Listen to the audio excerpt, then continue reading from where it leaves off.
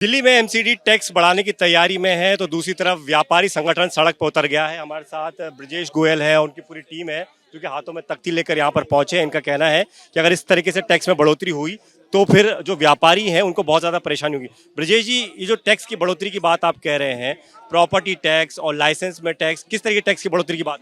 देखिए, एमसीडी ने जो ट्रेड लाइसेंस की फीस होती है उसको बढ़ा दिया है और किसी कैटेगरी में 50% से लेके किसी किसी कैटेगरी में 500% तक फीस बढ़ा दी है। जैसे आपको मैं उदाहरण दूं, एक चाय की दुकान वाला एक व्यापारी है, उसकी पहले 1,000 रुपये फीस थी, उसको 5,000 कर दिया।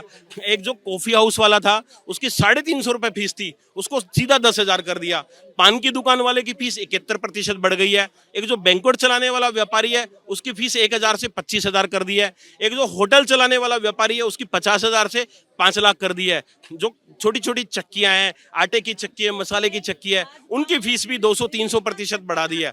तो आज इसलिए दिल्ली के तमाम व्यापारी यहाँ पे पधारे हैं कि भाई चूंकि बीजेपी का ही शासन है एमसीडी में, तो बीजेपी के नेता से हम अनुरोध कर रहे हैं कि इस बढ़ोतरी को वापस लो, क्योंकि कोरोना के कारण पहले आर्थिक स्थिति खराब है, पूंजी नहीं आज हमारे पास में, और कहाँ से व्यापारी इतनी पूंजी लाएंगे देने के लिए। अगर ये कदम वापस नहीं लिया बीजेपी शासित एमसीडी ने, तो पूरी तरह से दिल्ली का व्यापार खत्म हो जाएगा। इसीलिए आज तमाम व्यापारी अपने काम धंधे दुकान छोड़ के यहाँ पे प्रोटेस्ट करने के आए हैं। दिल्ली के उपराज्यपाल ने कुछ दिनों पहले ये कहा था कि जब लोग टैक्स नहीं देंगे तो काम कैसे होंगे, टैक्स देना तो बहुत जरूरी है, तो ऐसे में कैसे काम चलेगा? देखिए, अगर एमसीडी अगर खुद अपने भ्रष्टाचार को रोक लेती, और मुझे लगता है उपराज्यपाल साहब को दिल्ली के व्यापारियों का भी दुख दर्द समझना चाहिए।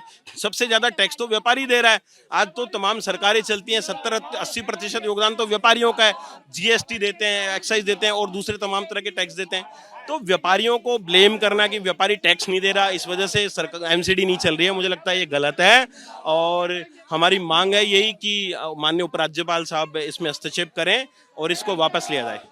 ब्रजेश गोयल जो कि पूरे व्यापारी संगठन के साथ यहाँ पर पहुंचे हैं और सड़क पर इस तरीके से प्रदर्शन कर रहे हैं। दरअसल ये प्रदर्शन दीनदयाल उपाध्याय मार्ग पर चल रहा है, जहाँ पर बीजेपी का हेडक्वार्टर है, और ये तमाम जो लोग हैं वो मांग कर रहे हैं कि एमसीडी जिस टैक्स को बढ़ाने की बात कर रही है, उस टैक्स के बढ़ जाने के बाद से दिल्ली में तमाम चीज़ें महंगी हो जाएंगी, चाहे वो कॉपी किताब की बात करें या फिर राशन की बात करें। क्योंकि अगर लाइसेंस फीस में बढ़ोतरी होती है, दुकानों में जो तमाम तरीके के टैक्स होते हैं उन पर बढ़ोतरी की जाती है, तो लोगों पर भी इसका बर्डन पड़ेगा। तो ऐसे में व्यापारी संगठन आज सड़क पर उतरा है। सामने पुलिस ने बैरिकेड भी लगा दिया है। तस्वीर आपको दिखाते हैं कि पुलिस का ये कहना है कि इस तरीके के प्रदर्शन की इजाज़त नहीं है, ज़्यादा लोग यहाँ से आगे नहीं जा सकते हैं, सिर्फ यहीं तक इनको प्रदर्शन की इजाज़त थी। और आप देखिए तमाम लोग जो है वो अभी भी हाथों में तख्तियाँ लिए हुए हैं और साफ तौर पर बीजेपी की तरफ इशारा है। इनका कहना है कि एमसीडी में आज भी बीजेपी का रूल है। हालांकि बीजेपी एकीकरण के बाद उसमें अब अधिकारी जो है वो उसको एक तरीके से काम चला रहे हैं, लेकिन इनका कहना है